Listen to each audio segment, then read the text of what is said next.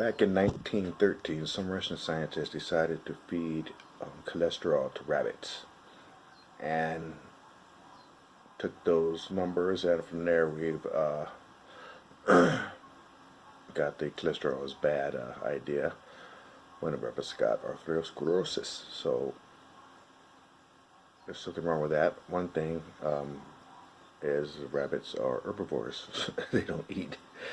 They don't get a lot of meat in their diet or cholesterol, saturated fat. So bad idea to give herbivores from a meat-based diet. And also now we know that cholesterol is 85% of cholesterol is made in body. Only 15% is from your diet. So 85% is a lot, so it must be pretty important, right? And it is pretty important. It makes brain cells. Your brain is made up mostly of cholesterol, saturated fat. You have your hormones, guys. Testosterone. Come on, testosterone is made from cholesterol. Women, estrogen, and all your hormones are made from cholesterol and fat. So, two pretty important things there. And if that wasn't important enough, three is every single cell in your body is surrounded by what's called a phospholipid bilayer, which is lipid is a fat. So there's two layers of fat cells that surround every single cell that makes up your cell membrane and your cell integrity. So yeah, pretty important, right? So those three things right there should be or indicate that how important cholesterol and fat is in the body. And again, so we got this guy in 1913, and then later on we have Ansel Keys in the 30s. He had the 7-country study, and from that they extrapolated at the higher percentage of fat in the diet, higher the risk of heart disease. And I have a nice little graph. I'll post it up here. Problem with that is from that same study, if you added sugar and substituted for fat, you would have the same curve. So what happens is it's either sugar or fat that it causes heart disease. But the study they chose to blame it all on the fat without doing a controlled study for the sugar, which is a scientific no-no and a logical no-no too also, right? So and fucked up thing is that they knew it too, in his own words. Let me quote, this is Esoki's words.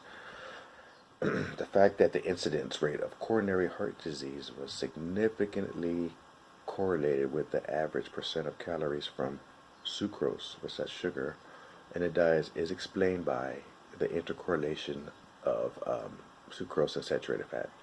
So what he's saying is, yeah, we know that same graph will show sugar is bad, but that's because it's usually combined with the sugar comes with the fat. That's his excuse. He's talking about donuts, right? Donuts or cakes and, sugary, fatty food. So they even knew back then, so it's kind of criminal that this is what they did back in 82. So the ADA, AHA, and USDA, whoever is responsible, those unelected officials who are responsible for dictating our pretty much everything in the country, well, they decided that we're going to lower the recommended fat intake per people, and from there we got the low-fat craze. And since then, put a little graph up, you'll see the rates of happened to the rates of obesity, right? And no coincidence. And also, if you look at the chart, the rates of diabetes at the same time is really similar. So these guys are responsible for lots of the problems of the U.S. right now, and nobody's being held accountable or even fired. And in fact, they're doubling down on it, despite the latest findings that like cholesterol does not cause cholesterol and dietary cholesterol and heart disease are not correlated. I'll get more on that in a second. So the consequence of that was we can see the obesity epidemic, type 2 diabetes shooting up, metabolic syndrome shooting up, which is the real cause of heart disease, as proven in the biggest study ever, way bigger than the 7-country study, the UCLA study, where they found that most people coming in for heart attacks, cholesterol had no relation to the people coming in actually for heart attack treatment in the ERs. It was more metabolic syndrome. And the people who did the study, they said we need to re-examine our recommendations because this is ridiculous. And of course, the USDA or whoever, AHA, doubled down on the low-fat diets again after the study came out. So make your own judgments, people, right? And another bad thing is that so they're using cholesterol as a marker for health right now, which is totally wrong. And if you're over, they're going to prescribe a drug, a statin drug, right? Everybody's heard of statins, and again, statins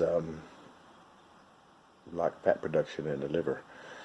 And so all the good benefits I told you above, the brain, the cell membranes, and the hormone levels, they're all going to get screwed over. Its side effects are horrible for these drugs, right? And that's not all. The same pathway that makes cholesterol also makes vitamin K2. It makes heme, which is responsible for carrying iron throughout the body in your blood. What else? Some other stuff I'm forgetting about, but it's just not the only thing that's disrupted when you take a statin. So there's a pathway that you work on that gets restricted, and so all the good stuff that pathway is responsible for making doesn't get made, and thus you get the side effects, right? Muscle myopathy, because of course you're not getting testosterone, iron, you get weakness, and even muscle damage to the point where you get rhabdomyosis, that big stuff that CrossFitters get from training too hard, even though you're probably just sitting on the couch all day because you're too weak to move. So you get that type 2 diabetes increase. I've even heard cancer increases from statins. So you want to avoid anything that's going to inhibit the pathway that creates these good stuff, the cholesterol and the K2 and the heme, right? So anything they can do. So this is going to help. Here's a tip you take to your doctor. Very important stuff right here. Okay, so say your total cholesterol, everybody knows about the 200 number. What you want to do is, also everybody knows about the HDL, LDL, good fat, bad fat. Not entirely true. There are good LDLs, believe it or not, and there's the small ones, small dense ones that get stuck underneath the endothelial cells. Those are the bad LDLs. But they have these large, buoyant, they call type A LDL cells, which go right through and do not contribute to atherosclerosis or CVD, cardiovascular disease. So, but there's no test for that. So the way to test it, let me put the chart. I'll put a little picture up so you can kind of visualize what's going on here. With the type B and type A, as you can see, there's less number of total triglycerides when you have the good stuff. So what you do to figure out is, when your doctor gives you your cholesterol report, forget the cholesterol number.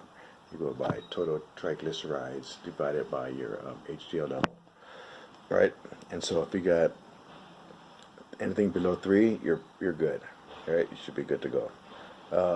2 is good, and 1 or below is excellent. You want to be by 1, right? Ideal is to be around 1 ratio of triglycerides to HDL level. And so there's that.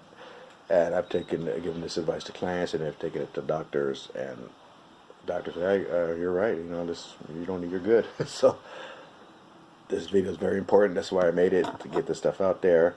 Take that info to your doctor. I'll make a separate video, short video here, because people's attention spans are super short, right? So how to read your cholesterol chart, and let your doctor know if you need statins or not. Again, total triglycerides divided by HDL, right? Pretty cool. Okay, and that's pretty much it. Statins are bad. Try to stay off the statins. Use your cholesterol chart, and also, don't take it the wrong way. If your triglycerides are high and your HDLs are low, you're probably going to have heart disease. You're probably going to have a heart attack. So then that's a whole other story, right? So, but if you're, like I said, your triglycerides HDL ratio is good, you're good, right? Anything to get you off the statins, and again, I made this video because I've seen clients, the effects of my clients when they take it. and this cannot be good, right? Stuff that's like that, and especially if it's prescribed unnecessarily, like just because your cholesterol is over 200 does not mean you're okay. Whatever. I'm going to put a link up to the UCLA study and a link to the 7 country study, and some keys, and you can make up your own mind. I got the majority of this information from